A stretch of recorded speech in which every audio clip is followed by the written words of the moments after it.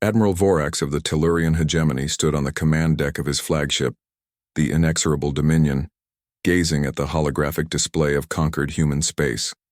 Satisfaction curved his mandibles upward as he examined the fallen colonies, marked in crimson. 17 standard cycles since the last human resistance, he chittered to his second-in-command, Commander Ryzex. Their military infrastructure destroyed, their fleets shattered, their homeworld isolated. Indeed, Admiral, Ryzex responded, her compound eyes reflecting the light of the tactical display. The Council has officially declared the conflict resolved. Victory parades begin on our core worlds in 3 rotations. The Tellurian conquest had been methodical. First, they had severed Earth's connections to its colonies, systematically dismantling the jump gates that formed humanity's interstellar lifeline. Then came the precision strikes against military installations across human space, followed by occupation of the key industrial worlds. The war had lasted nearly 8 Earth years by their reckoning. The humans had fought with remarkable tenacity, for beings with such fragile exoskeletons, but their technology had proven inferior, their fleets outmatched. Earth itself remained untouched, a deliberate strategy to prevent the desperate measures that cornered species sometimes employed. But the planet was effectively quarantined, cut off from its colonies. Initiate the final protocol, Vorax commanded. Begin dismantling their remaining technology on the frontier worlds. Ensure they remain pre-spaceflight for the next 1,000 cycles. The vast warship hummed as it prepared to jump to the Arcturus system, home to one of humanity's former military academies. Now it would serve as the headquarters for the occupation force.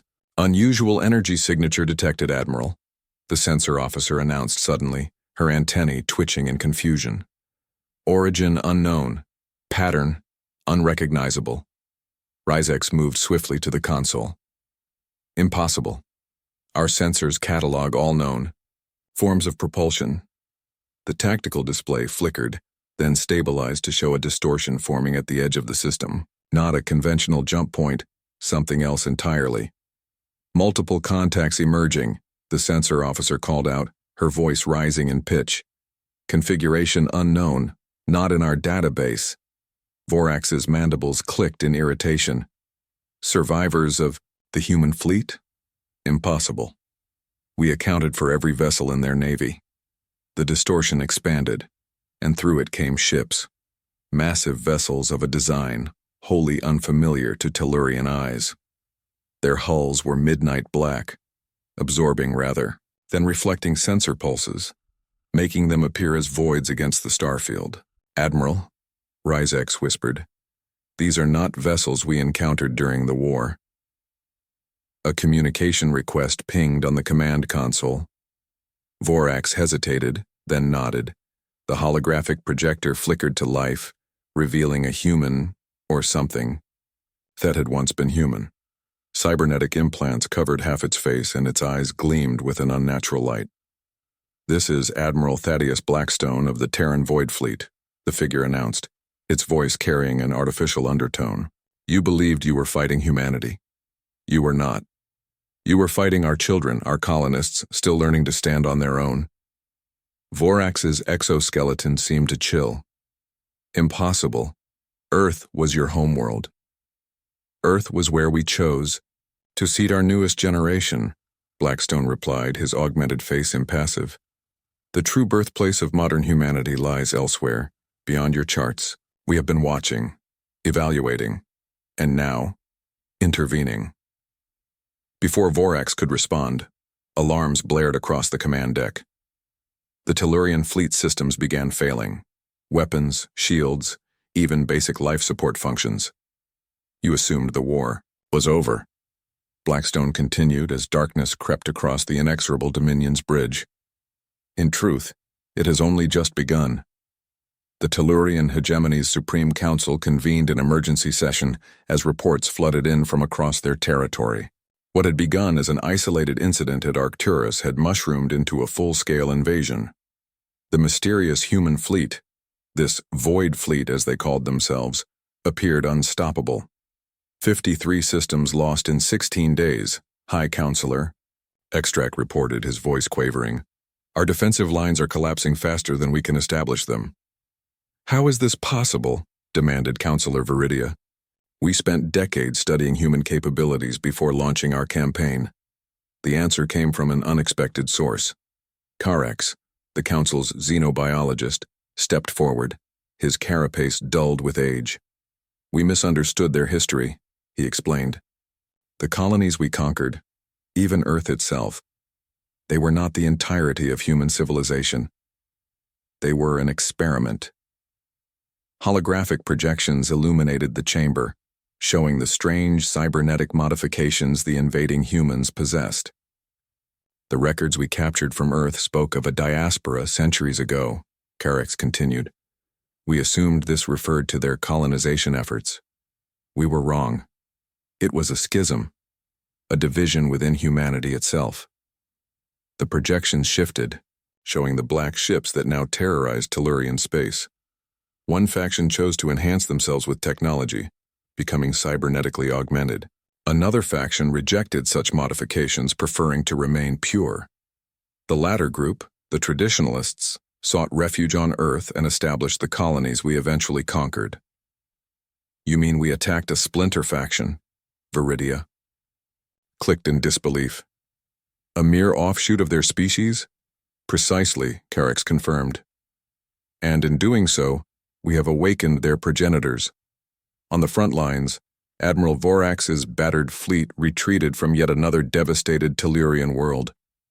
The inexorable Dominion, once the pride of the hegemony, now bore the scars of multiple engagements it had barely survived. They don't kill indiscriminately, Ryzex observed, studying the casualty reports. They target military assets with surgical precision. Cold comfort, Vorax responded. They're methodically dismantling our empire piece by piece. A transmission cut across all frequencies, overriding even the encrypted Tellurian military channels. Admiral Blackstone's augmented face appeared on every screen throughout the fleet. Your council has received our terms, he stated without preamble. Unconditional withdrawal from all human territory, both traditional and enhanced. Reparations for the damage inflicted, and your homeworld to be placed under quarantine for a period equivalent to the occupation you imposed on our children. And, if we refuse? Vorax challenged, though he already suspected the answer. Then we will demonstrate why our traditional brethren feared us enough to flee across the stars, Blackstone replied. They remembered what we are capable of when provoked. You are about to learn.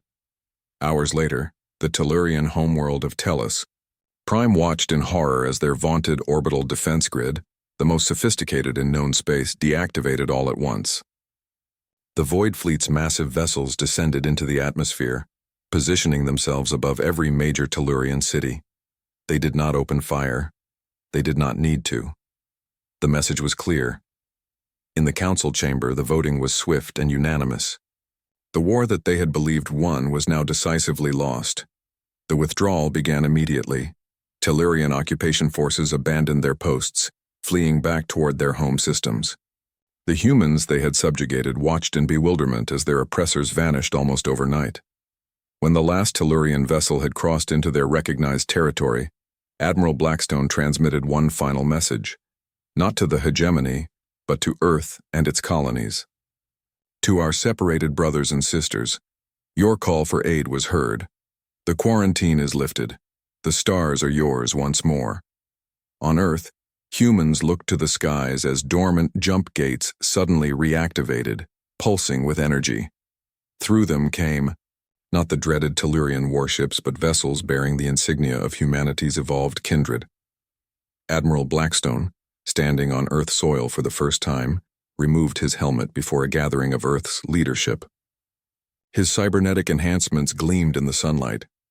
We chose different paths, he said, but we remain one species.